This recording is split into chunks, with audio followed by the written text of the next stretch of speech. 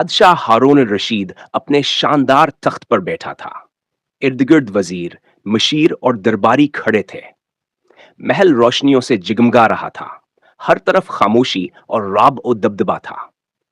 अचानक बादशाह ने अपनी तलवार के दस्ते पर हाथ रखा और बोला, बताओ, क्या इस दुनिया में कोई है जो मुझसे ज्यादा आजाद हो?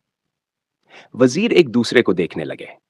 एक वजीर ने आगे बढ़कर कहा, जहां पनाह, आप दुनिया के सबसे बड़े हुक्मरान हैं। आपकी सल्तनत मशरिक से मगरिब तक फैली हुई है। आपसे ज्यादा आजाद कौन हो सकता है? दूसरे मशीर ने कहा, बादशाह सलामत, आपके हुक्म के बगैर पता भी नहीं हलता।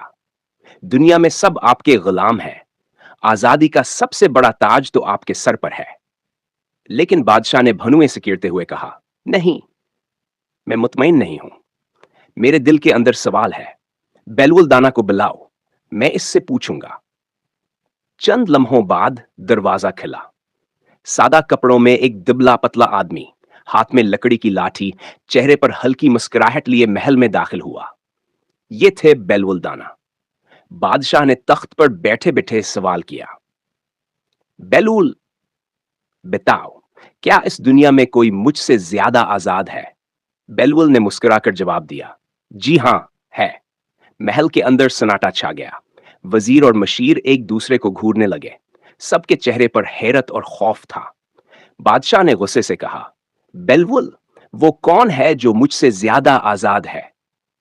बेलवुल ने लाठी जमीन पर मारकर कहा, जहां पनाह, आपके पास सल्तनत है, खजाने हैं, फौज है, लेकिन आप इन सब के गुलाम हैं। मैं आजाद हूं। मैं जो खाने को मिले खा लेता हूं, जहां जगह मिले सो जाता हूं। ना मुझे किसी तख्त की फिक्र है, ना ताज की। मेरी आजादी आपकी सल्तनत से कहीं बड़ी है। बादशाह हैरान हो गया। इसने कहा, बेलूल, मेरे पास महल है, दौलत है, ताकत है, और तुम्हारे पास कुछ भी नहीं। फिर भी तुम अपने आप को आजाद कहते हो। बेलूल ने मुस्कुराकर कहा, जहां पनाह, याद रखिए, दौलत इंसान को गुलाम बना देती है, ताकत इंसान को कैद कर लेती है। असल आजादी दिल की आजादी है। मैं कनात पर राजी हूं, इसीलिए मेरा दिल मुतमईन है। यही असल बादशाहत है।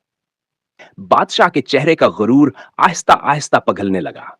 वो गहरी सोच में डूब गया। कुछ लम्हों बाद धीमी आवाज में बोला, बेलूल, तुम सच कहते हो। मैं बादशाह होकर भी कैद में हूं, और तुम गरीब होकर भी सबसे ज्यादा आजाद हो। बेलवुल ने हल्की मुस्कुराहट के साथ कहा, जहां पनाह, जो कनाअत इख्तियार करता है, जो दिल को मुतमईन रखता है, वही असल में बादशाह है।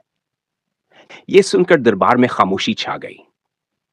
वजीर और मुशीर बेलवुल को हैरत से देख रहे थे, और बादशाह सोच रहा था कि असल बादशाहत तख्त और ताज में नहीं,